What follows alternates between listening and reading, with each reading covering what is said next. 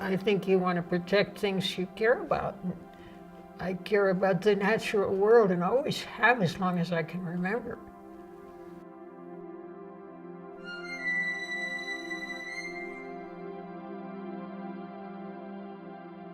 If future generations are to remember us with gratitude rather than contempt, we must leave them something more than the miracles of technology.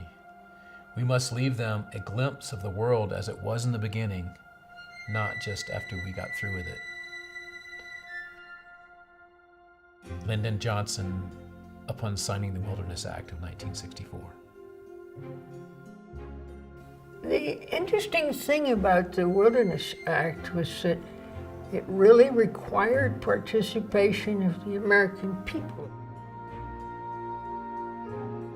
These little old ladies in tennis shoes would go to DC with their local grassroots folks and prowl the halls of Congress, building support for new wilderness. I was adamant that we had to be sure of our facts and know what we were talking about, not just saying, this should be wilderness.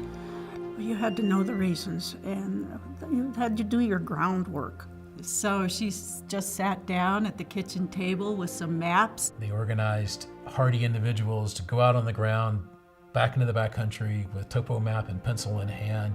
And these citizen volunteers identified lands that expanded the Maroon Bells-Snowmass wilderness area and created the Hunter Frying Pan and other new wilderness areas that totaled 500,000 acres. And that's all within 4 million acres of public lands that we are working to protect. Never doubt that a small group of thoughtful, committed citizens can change the world. Indeed, it's the only thing that ever has. That's from Margaret Mead. It wasn't a whoopee, it happened all at once. I mean, it was a gradual little piece here and a little piece there. And it was isolated pockets of grassroots activity. That was the beginnings of the Wilderness Workshop. I think it was 1967, led by Connie Harvey, Dottie Fox, and Joy Caudill. And this became the model that was replicated across the nation.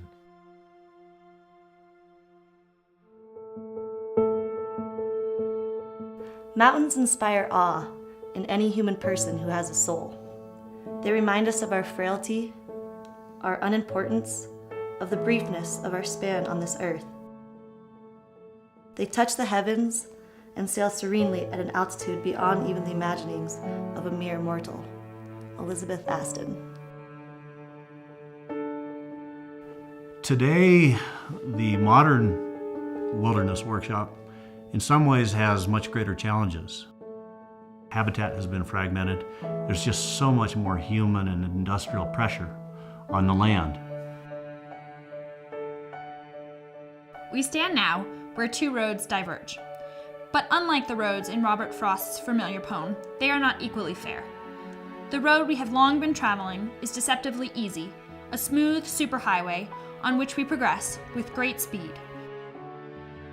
The other fork of the road, the one less traveled, offers our only chance to reach a destination that assures the preservation of the earth. Rachel Carson.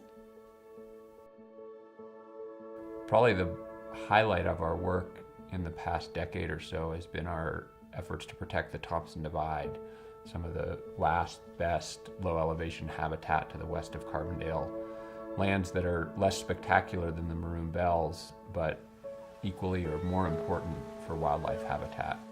We've poured our organizational soul into that, and the community has responded in kind. It's been some of the most empowering work that I've ever been a part of.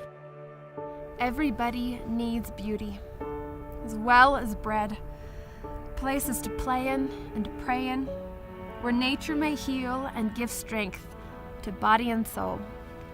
John Muir. If I didn't have wilderness, if I didn't have those places, then I would be lost. Stepping into nature is sort of like going home for me.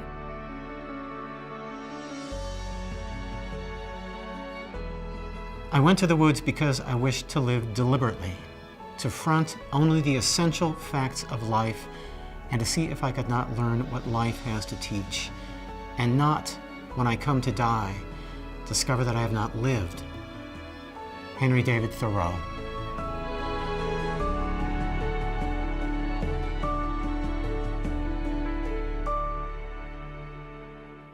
Wilderness itself is the basis of all our civilization. I wonder if we have enough reverence for life to concede to wilderness the right to live on. Nature is what wins in the end. Abby Adams.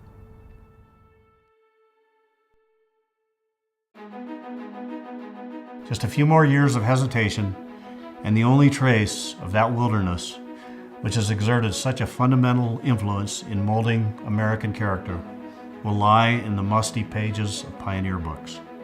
To avoid this catastrophe demands immediate action. Bob Marshall. One touch of nature makes the whole world kin. William Shakespeare. Be as I am, a reluctant enthusiast, a part-time crusader, a half-hearted fanatic. Save the other half of yourself and your lives for pleasure and adventure. It is not enough to fight for the land. It is even more important to enjoy it while you can. Edward Abbey.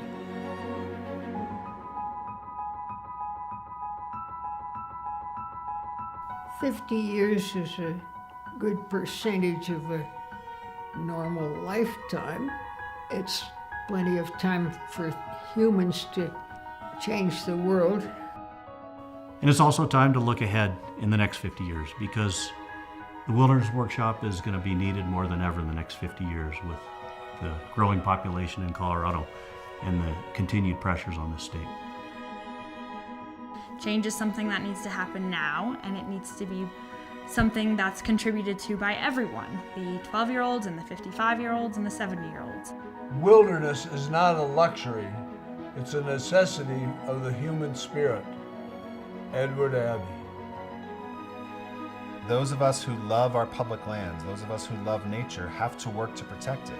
And once an area has been designated as a national monument, as we're now seeing, we still have to work to protect it. The way we protect lands is by being citizens. There's no place, there's no cause where people engaging is more effective and has garnered more results. Something will have gone out of us as a people if we ever let the remaining wilderness be destroyed. If we permit the last virgin forest to be turned into comic books and plastic cigarette cases. If we drive the few remaining members of the wild species into zoos or to extinction. If we pollute the last clean air and dirty the last clean streams and push our paved roads through the last of the silence. That's Wallace Stegner testifying in front of the Congress for the original Wilderness Bill. The wilderness holds answers to questions man has not yet learned to ask. Nancy Newhall. We are simply holding this organization in trust as a community asset to pass on to the next generation of wilderness advocates and stewards. Wilderness Workshop is a voice to the voiceless.